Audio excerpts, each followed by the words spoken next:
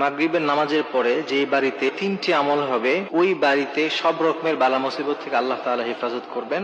ওই বাড়ির যারা ফ্যামিলি থাকবে, সদস্য থাকবে, তাদের ভাগ্যের পরিবর্তন আসবে ইনশাআল্লাহ। মাত্র তিনটি আমল যে বাসায় নিয়মিত মাগরিবের নামাজের পরে হয়।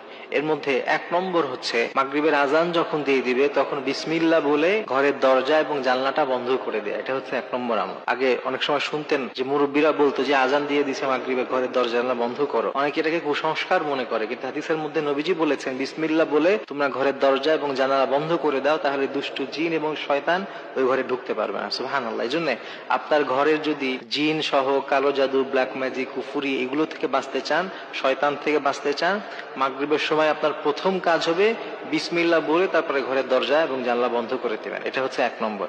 আর 2 নম্বর কাজ, যখন মাগরিবের নামাজ আপনাদের শেষ হবে, নামাজ পড়ার পরে সূরা ওয়াকিয়া তেলাওয়াত করতে হবে। হাদিসের মধ্যে এসে নবী সাল্লাল্লাহু আলাইহি ওয়াসাল্লাম বলেছেন, যেই ব্যক্তি সূরা ওয়াকিয়া তেলাওয়াত করবে এবং এটা কন্টিনিউ নিয়মিত করলে ওই বাসা থেকে দারিদ্রতা চলে যাবে, তাদেরকে দারিদ্রতা কখনো স্পর্শ করবে না। সুবহানাল্লাহ। এটা নবীজি সাল্লাল্লাহু আলাইহি ওয়াসাল্লামের হাদিস। নবী সাল্লাল্লাহু আলাইহি ওয়াসাল্লাম নিজে এই কথা জানিয়েছেন।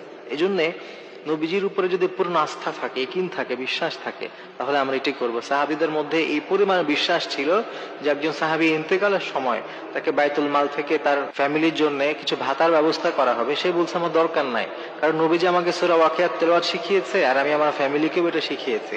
সুতরাং আমার ফ্যামিলি যদি সূরা ওয়াকিয়া তেলাওয়াত করে তাদের জীবনে অভাব হবে না। সুবহানাল্লাহ। তাদের কি পরিমাণ ইকিন ছিল।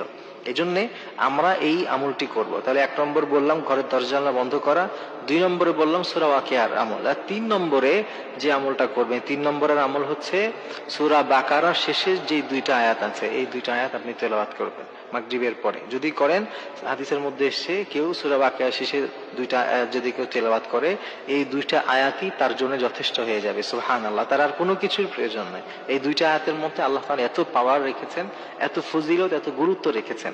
এজন্য মাগরিবের নামাজের পরে কিংবা মাগরিবের সময় অবশ্যই এই 3টা আমল আমাদের বাসায় চালু করা চাই।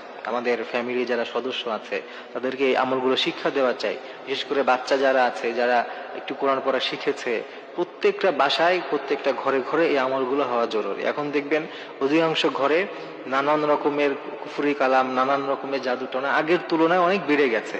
এটা একটা বড় কারণ হচ্ছে আমাদের বাসা থেকে এই আমলগুলা উঠে গেছে। এখন আর আমল নাই বাসায়। এখন সোশ্যাল মিডিয়া, টিভি, গান বাজনা এগুলো দিয়ে এমন ভাবে ভরে গেছে যে আমাদের বাসায় আমলগুলো না হওয়ার কারণে এই নানান রকমের ফিতনা ফাসাদ আমাদের বাসায় ঢুকে পড়ছে। এজন্য নবীজির বর্ণিত হাদিস থেকে এই 3টি আমল ইনশাআল্লাহ তাআলা আমরা নিয়মিত করার চেষ্টা করব।